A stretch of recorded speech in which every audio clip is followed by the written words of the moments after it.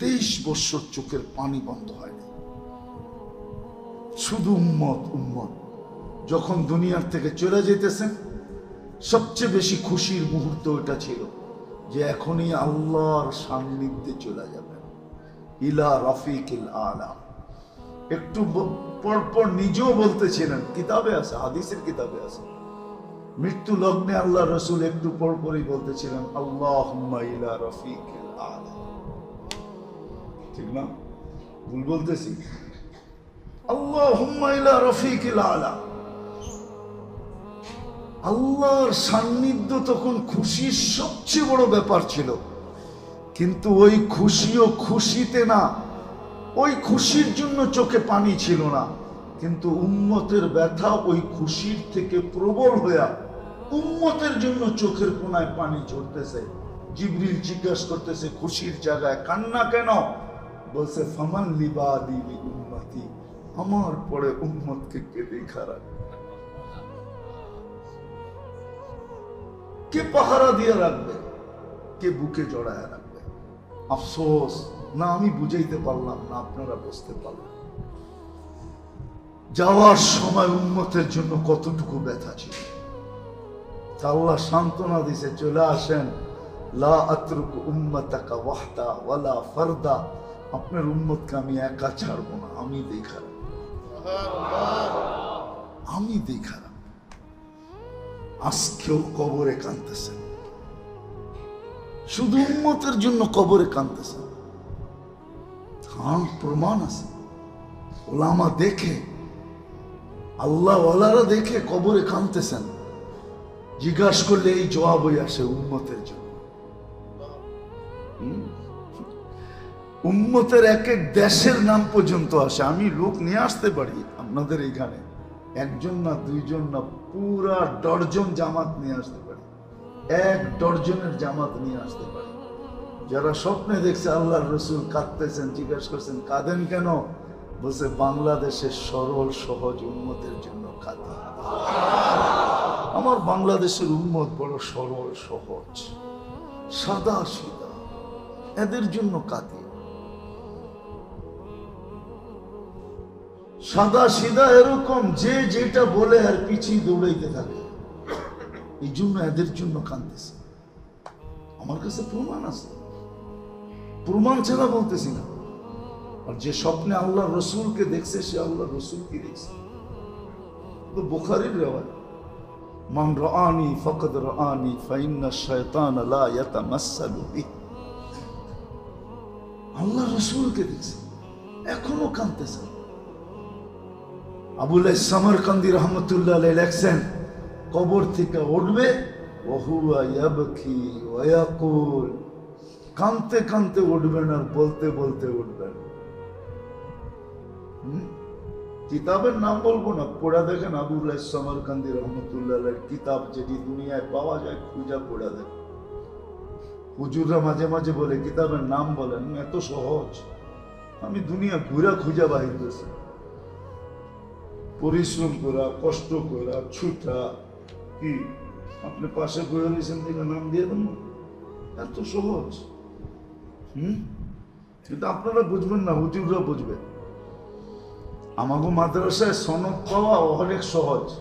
সনদ পাওয়া, 1 হাদিস পড়ি সনদ লওয়া যায়, ঠিক না? লওয়া যায় না? কিন্তু আপনি যান শাফি মুজাবের, হাম্বলি মুজাবের সনদ আনতে, মালিকি মুজাবের, যা দেখেন 1 হাদিস পড়লে দেয় কিনা, দিবে না। আমি নিছি বইলা বলতেছি আর কি, আমি তো 12 বছর ঘুরা নিছি, 12 বছর টানা ঘুরা নিছি। মালিকির সনদ আবু বকর আল জাজাইরি থেকে, তারপরে বলছে দর্শন সনদ দিলাম, এমনি না, ডাইরেক্ট না, দর্শন। তুমি দর্শে বসছো এই জন্য অনুমতি, দর্শন আপনারা বুঝবেন না। কিন্তু বাকি মুজাবালারা এই জন্য আমি কাউকে দিই না, এমনকি এত সস্তা না। আমি যাদেরকে পড়াই ওদেরকেও দিই না, এত না। 12 বছর বাংলাদেশ থেকে যেতে আসতে হয়েছে, বছরে আমি 2 বার গেছি। টানা 2 বার গেছি। তো এটা কষ্টের। কিতাবের নাম দিব না, আবুল সামরকান্দি রহমতুল্লাহ আলাইহি লেখছেন। কেন অনেকে লেখালেখি করে, তো এই জন্য বললাম কিতাব পড়ো না, মুসান্নিফের নাম বলে দিছে। কবর থেকে কাঁদতে কাঁদতে উঠবে আর বলবে, জিবরিল ময়দান তো খালি, উম্মত কই? আইনা উম্মতি, আমার উম্মত কোথায়? ময়দান তো ফাঁকা, আমার উম্মত কোথায়? ময়দান ফাঁকা, উম্মত কোন জায়গায়? তো জিবরিল সান্ত্বনা দিবে, কেউ ওঠে নাই, আপনি একমাত্র ব্যক্তি জমিন থেকে উঠলেন, উম্মত এখনো ওঠে নাই, আপনি শান্ত হন। যে কবর থেকে কাঁদতে কাঁদতে উঠবে। এই জন্য তো বলছিলাম, উম্মতের গায়ে দোজখের আগুন পড়ে লাগবে, কিন্তু একজন তো আছে হিতাকাঙ্ক্ষী, লেগে গেছে, যিনি মুহাম্মাদুর, যার দিলে আগুন আগের থেকে লেগে গেছে, ব্যথা আগের থেকে লেগে গেছে।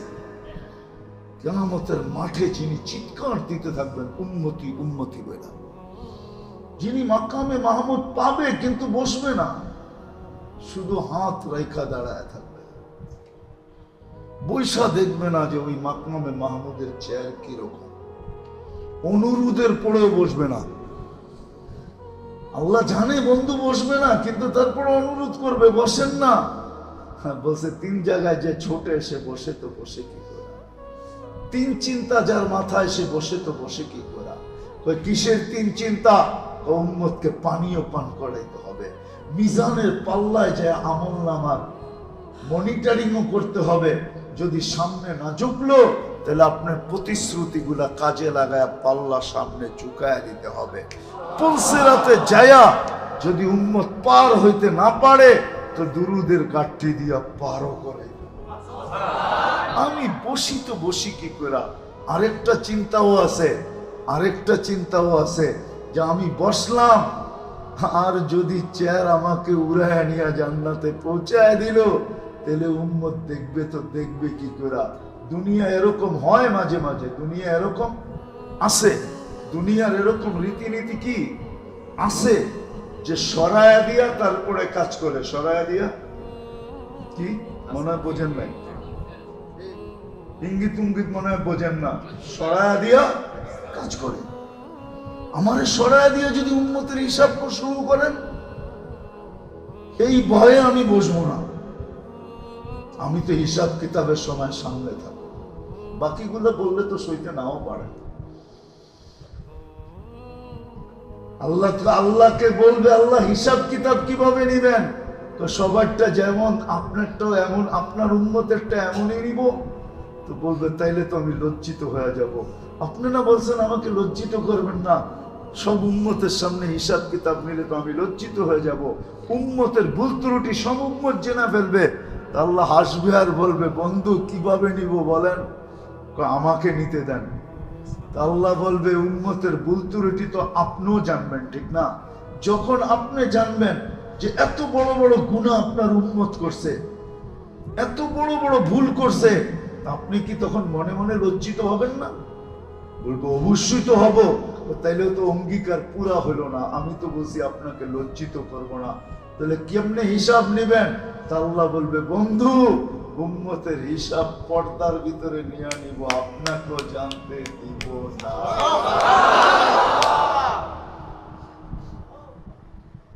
এই উম্মত তো জানেই না। এই জন্য আমি বলতেছিলাম যে আল্লাহ চায় এই উম্মত আগুনে না জ্বলুক।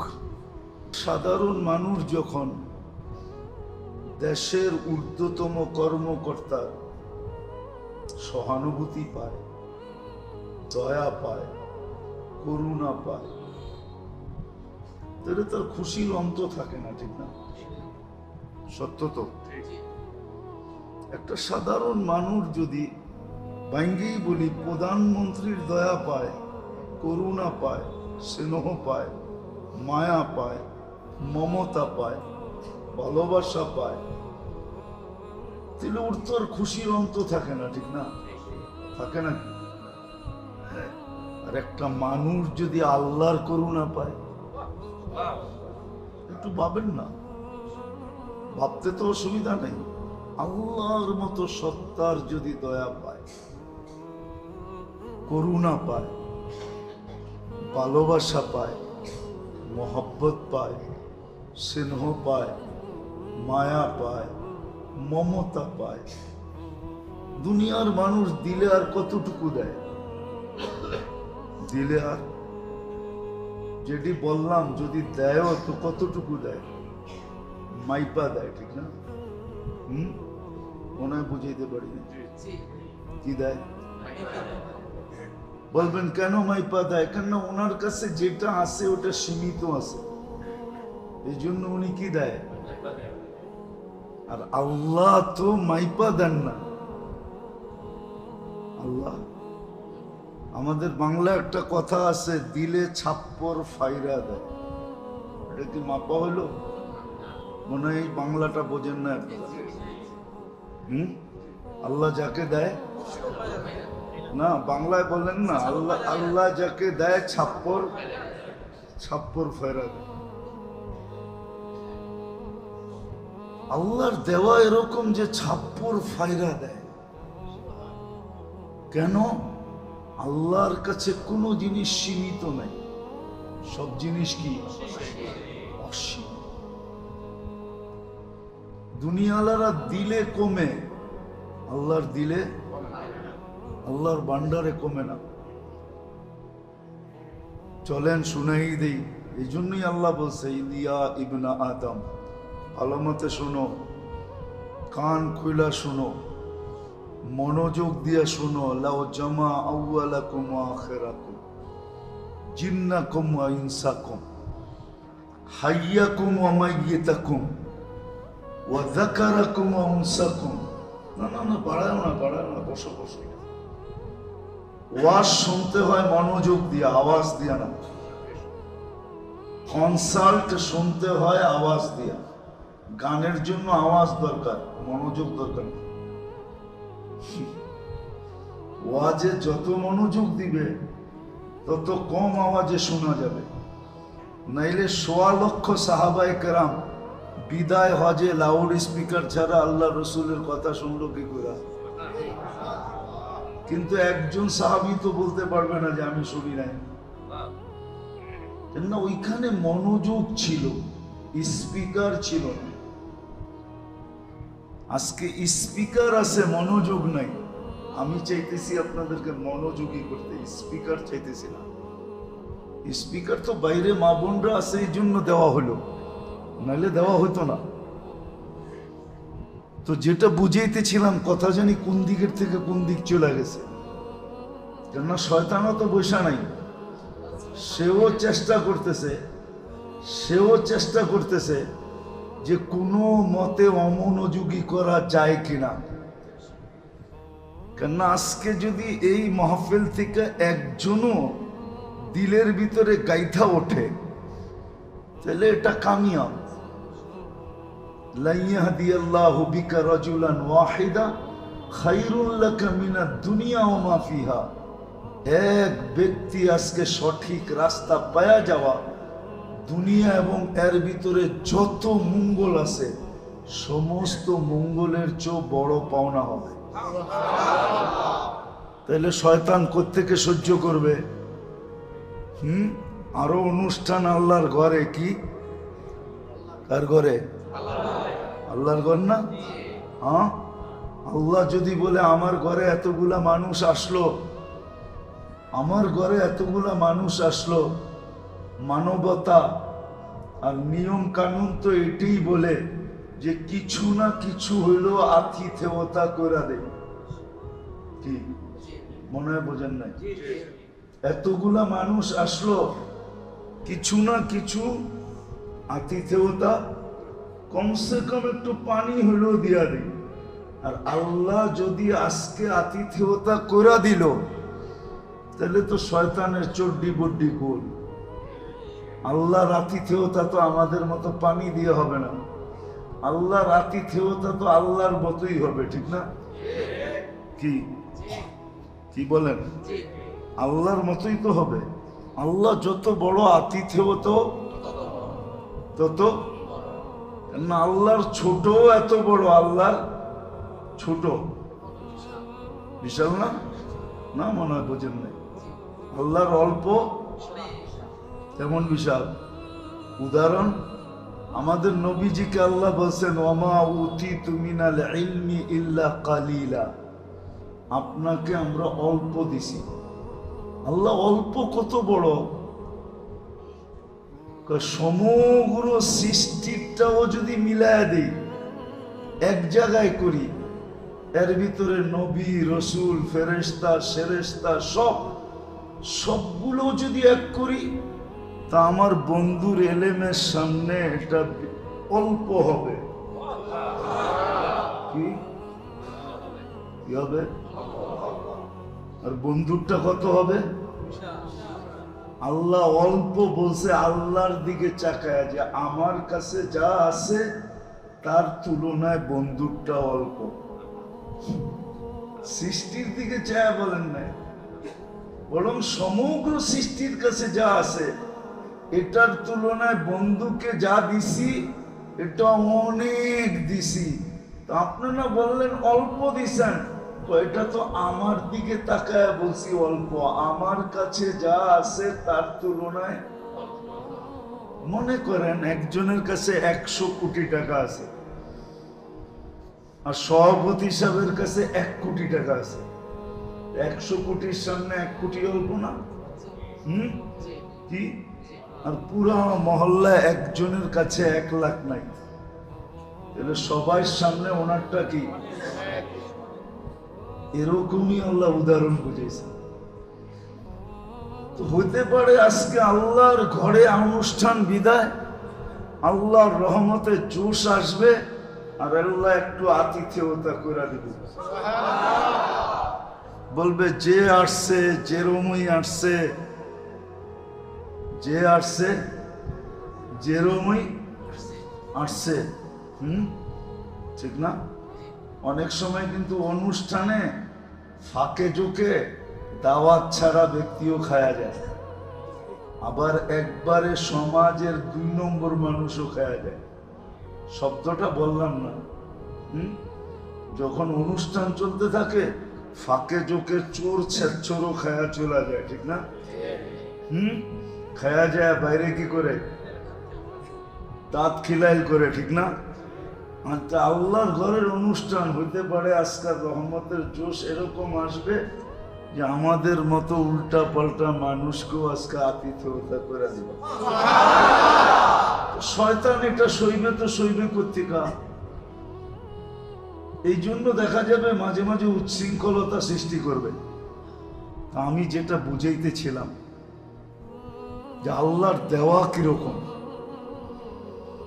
মানুষ যদি দেয়, মানুষ দিলেও হিসাব মাইপা দেয়, কি কেন এর কাছে আসে সীমিত, আর আল্লাহ দিলে কি দেয় না, বরং 56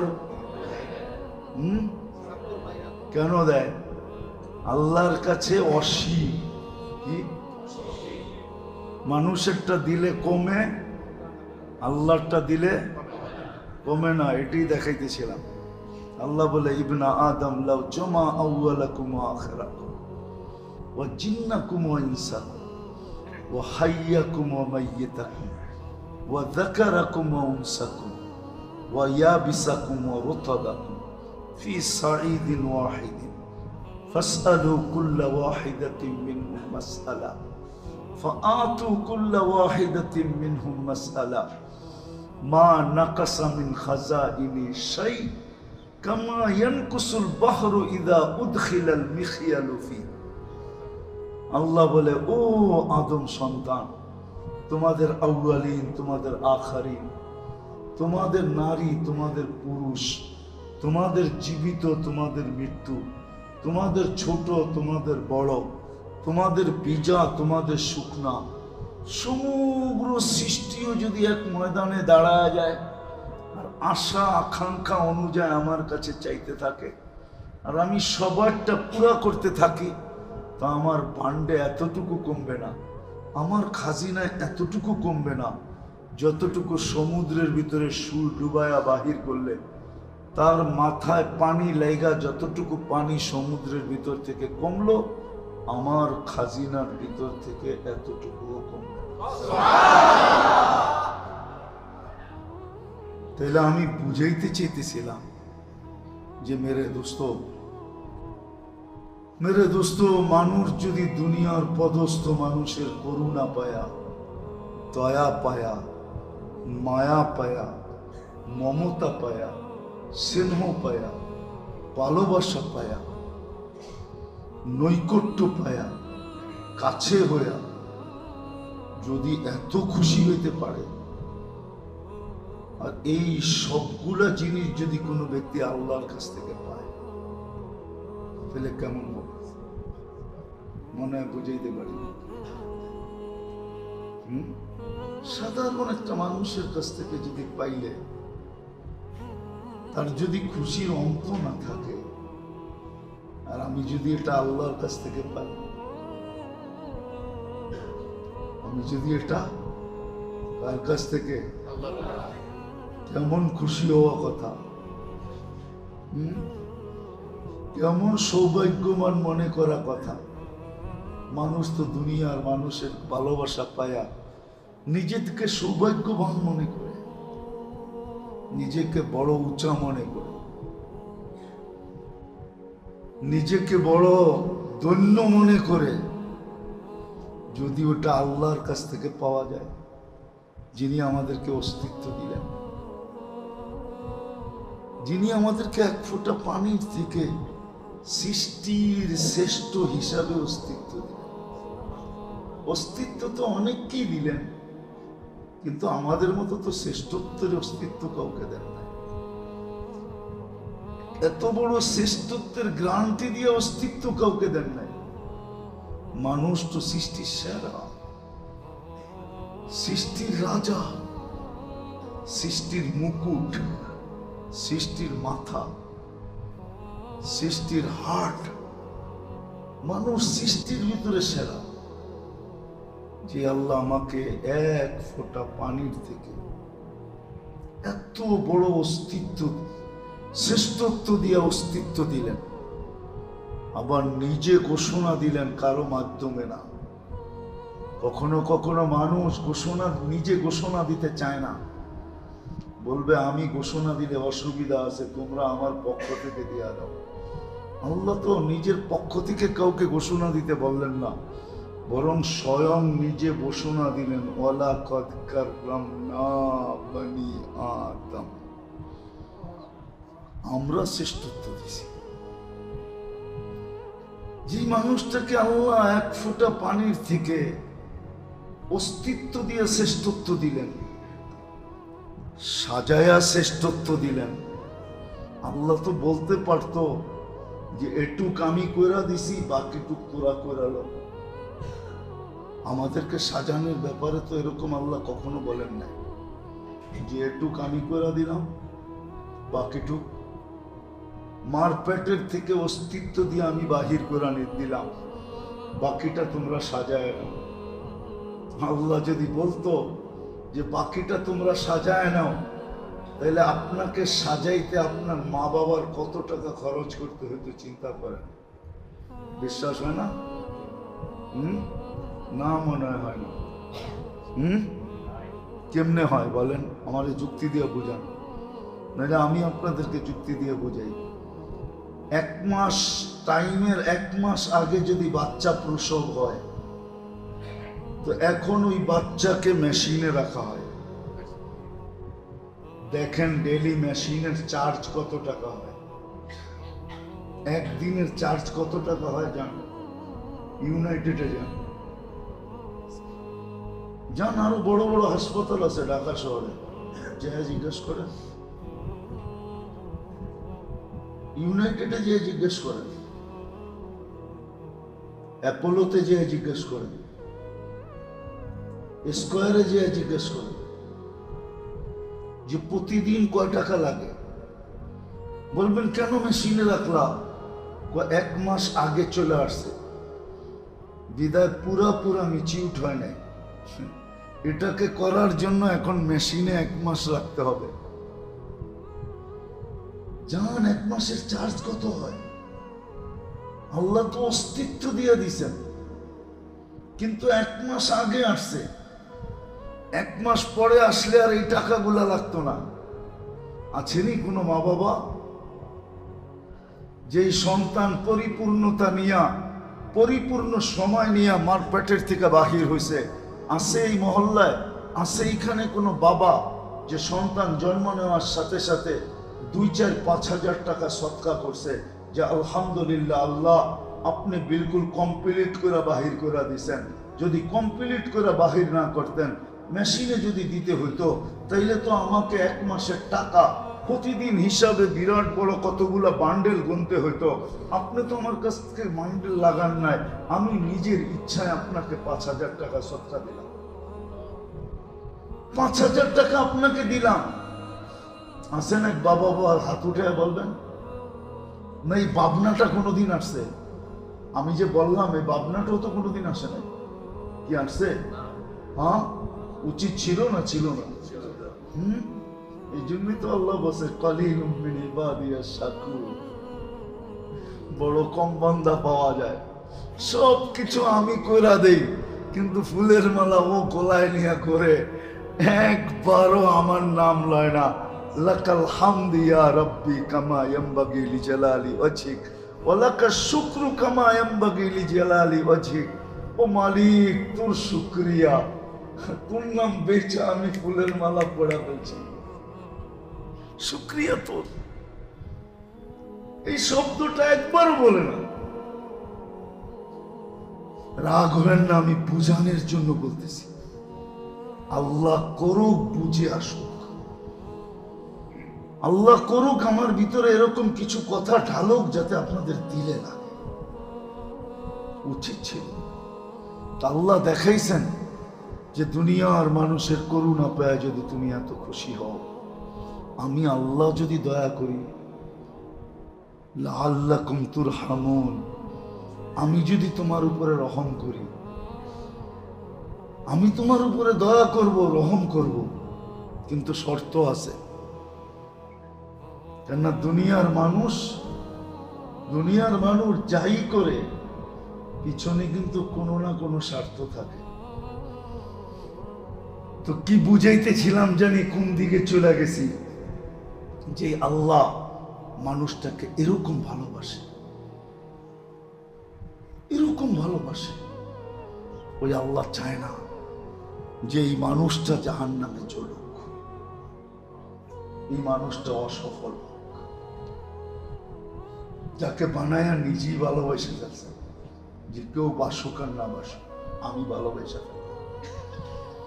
একটু ভাবেন না। দুটা জিনিস বললাম, যে আল্লাহ যদি আপনার উপরে দয়া করে, মায়া করে, স্নেহ করে, মমতা করে, ভালোবাসে, দুনিয়ার কোনো পদস্থ ব্যক্তি, দুনিয়ার কোনো ব্যক্তিত্বমান ব্যক্তি ভালোবাসতে যদি অন্ত না থাকে, বইলা বেড়ায়, প্রচার করে বেড়ায়, তো উনি ওনার ডাইনার, উনি ওনার কি? হ্যাঁ, মানুষ খায় কি দিয়া? কাজ করে বেশিরভাগ কি দিয়া? তো উনি যদি বাড়ির থাকে, তাহলে আর ওনার যদি খিদা লাগে তো উনি খায় কি দিয়া? দূরমি, আপনি না বললেন উনি ওনার ডাইনার? উনি তো ওনার বাড়িতে ঘুমাইতেছে, যার ডাইনার বললেন ওর যদি খিদা লাগে তো খায় কি দিয়া? কেমন উপমা মানুষ দেয়, মনে হয় বুঝাইতে পারি না। হ্যাঁ, আপনি যদি এতটুক বলেন উনি ওনার ডান হাত, উনারে ছাড়া উনি এক কদমও লড়ে না। বুঝে মনে হয় সবসময় ওর গাড়ি বয়ে থাকে, ঠিক না? দুনিয়ার একজন পদস্থ ব্যক্তি, দুনিয়ার একজন পদস্থ ব্যক্তির যদি এই হাল হয়, নৈকট্য পাইলে, তাহলে আল্লাহ যদি কাউকে ভালোবাসে কেমন হবে? এই জন্যই আল্লাহ চায় না, সব কিছু দেওয়ার পরে আল্লাহর ইচ্ছা উদ্দেশ্য আল্লাহ চায় না মানুষ দুযোগে যাক, মানুষ দুযোগে যাক, মানুষ আগুনে চলুক, এটা আল্লাহ চায় না। আর বিশেষ করে মুসলমানকে তো চাই না, যাকে আল্লাহ নিজ ইচ্ছায় মুসলমানের ঘরে পাঠাইলেন, মুসলমানের ঘরে পাঠাইলেন, আর তাকে তো আল্লাহ চাই না। আর আরো বড় কথা হইল যাকে উম্মতে মুহাম্মদী বানাইলেন, যাকে উম্মতে মুহাম্মদী বানাইলেন, তাকে তো আল্লাহ চাই না যে আগুনে চলুক। কেন আগুনে সে জ্বলবে, কিন্তু আগুনে চাই না। আপনি বলবেন কেন চায় না? কেন এটাই সত্য, এটাই সত্য। আপনি জানেন না আপনার আগুন আপনার গায়ে লাগার পরে কোথায় যায় লাগবে, এটা আপনি জানেন? আপনার আগুন আপনার গায়ে লাগার পরে, হায় লাগার আগেই তো কলিজায় এত লাগা লাগছে যে জীবনে একবারও চোখের পানি শুকায় না। উম্মতের দুযোগের চিন্তা রাসূলুল্লাহ মুহাম্মদুর রাসূলুল্লাহ সাল্লাল্লাহু আলাইহি ওয়াসাল্লামের দিলে এতটুকু লাগছে, 23 বছরে একবারও চোখের পানি থামে না, চোখের পানি থামে নাই, চোখের পানি থামে নাই। এমন কোন দোয়া ছিল না যেই দোয়ার ভিতরে উম্মত না ছিল। চোখের পানি থামে নাই। উম্মতের জাহান্নামের ভয়ে, ওটা তো লাগবে পরে, কিন্তু লাগার আগেই, উম্মতের গায়ে লাগার আগে আরেকজনের দিলে লেগে গেছে, মুহাম্মদুর রাসূলুল্লাহর দিলে লাগছে যে আমার উম্মত দুযোগ সইবি কি করে। সারাদিন চোখে পানি, আর একই দোয়া, আমার উম্মতকে বাঁচা, আমার উম্মতকে বাঁচা, আমার উম্মতকে বাঁচা। মুহূর্তগুলো দেখাইলে আপনাদের দিলে লাগবে কিনা জানি না, তারপরও দেখায়া দেখি যে আপনাদের দিলে লাগে কিনা। হ্যাঁ, দিলের ভিতরে যোগ্যতা আছে কিনা, না দিল বিলকুল প্যারালাইসিস হয়ে গেছে। দেখি যুবকদের দিলে লাগে কিনা যে 24-23 বছর চোখের পানি বন্ধ হয়নি, শুধু উম্মত উম্মত। যখন দুনিয়ার থেকে চলে যেতেছেন, সবচেয়ে বেশি খুশির মুহূর্ত ওটা ছিল যে এখনই আল্লাহর সান্নিধ্যে চলে যাবেন, ইলা রাফিকিল আলা। একটু পরপর নিজেও বলতেছিলেন, কিতাবে আছে, হাদিসের কিতাবে আছে, মৃত্যু লগ্নে আল্লাহ রসুল একটু পরপরই বলতেছিলেন, আল্লাহুম্মা ইলা রাফিকিল আলা। ঠিক না? ভুল বলতেছি? আল্লাহুম্মা ইলা রাফিকিল আলা। আল্লাহর সান্নিধ্য তখন খুশির সবচেয়ে বড় ব্যাপার ছিল, কিন্তু ওই খুশিও খুশিতে না, ওই খুশির জন্য চোখে পানি ছিল না, কিন্তু উম্মতের ব্যথা ওই খুশির থেকে প্রবল হইয়া উম্মতের জন্য চোখের কোনায় পানি ঝরতেছে। জিবরিল জিজ্ঞাসা করতেছে, খুশির জায়গায় কান্না কেন? বলছে, ফামান লিবাদি লি উম্মতি, আমার পরে উম্মতকে কে দেখা রাখবে, কে পাহারা দিয়ে রাখবে, কে বুকে জড়ায় রাখবে।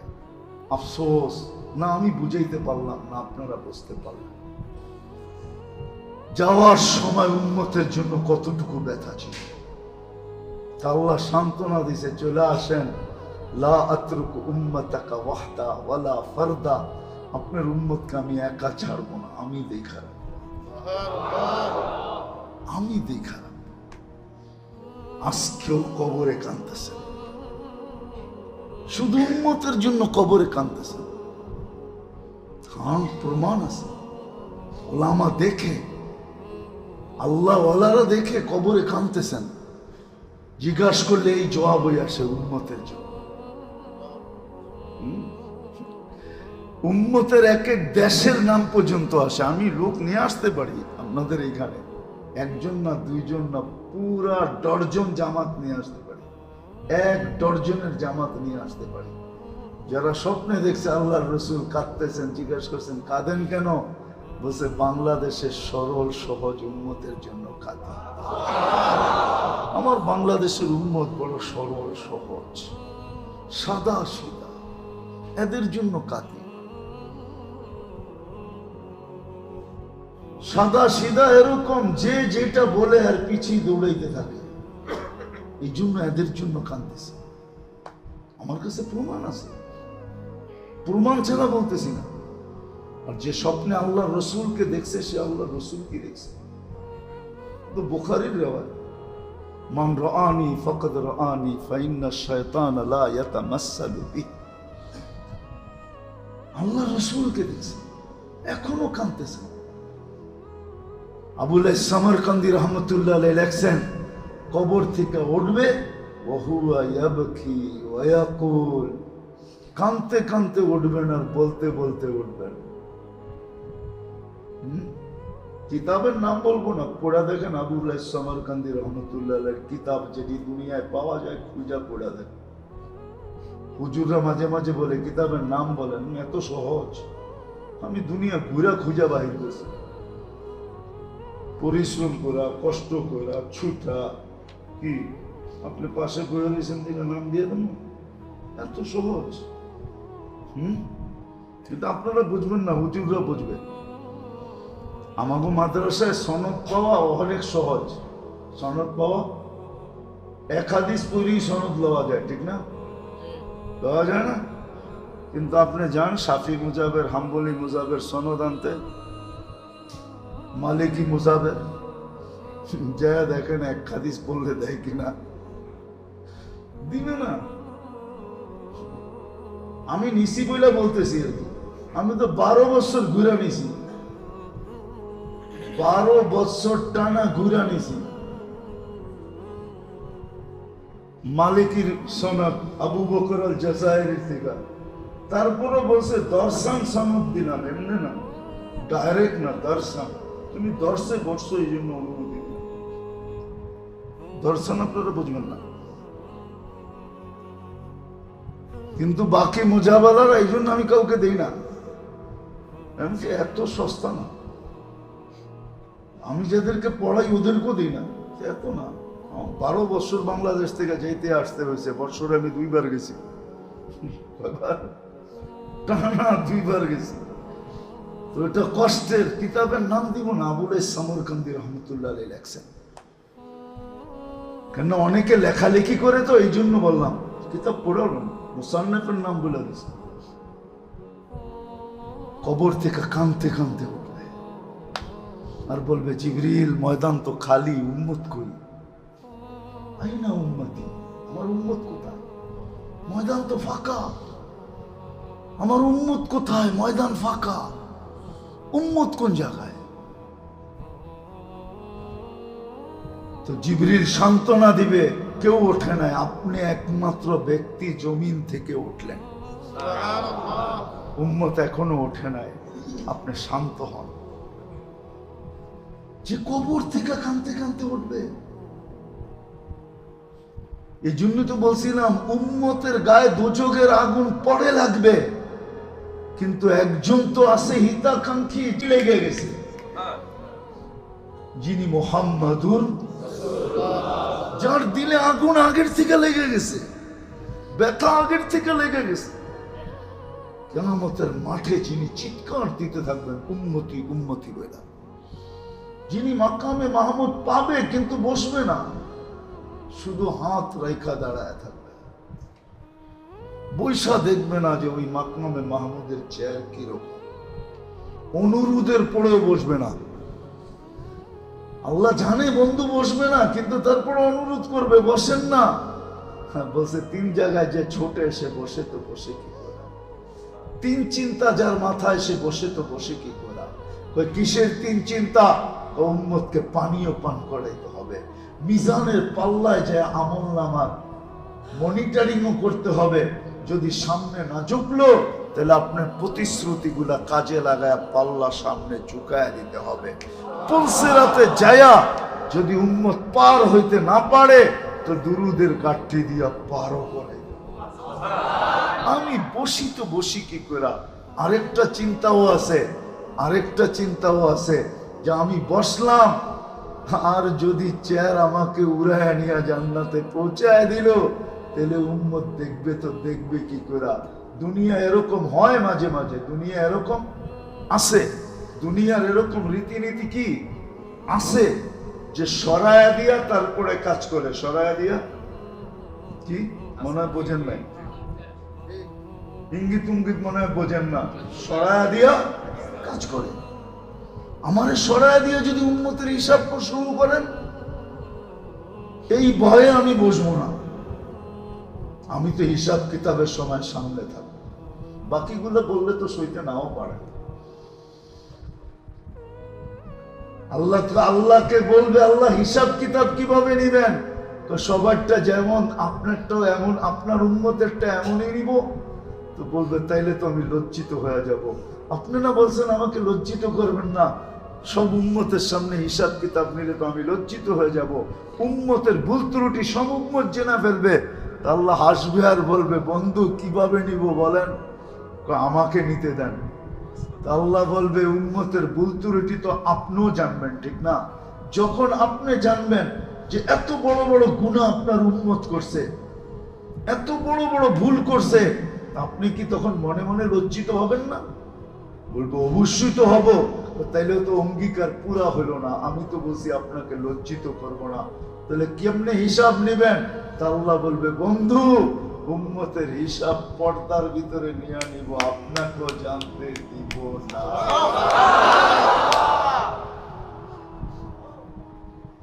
এই উম্মত তো জানেই না। এই জন্য আমি বলতেছিলাম যে আল্লাহ চায় এই উম্মত আগুনে না জ্বলুক।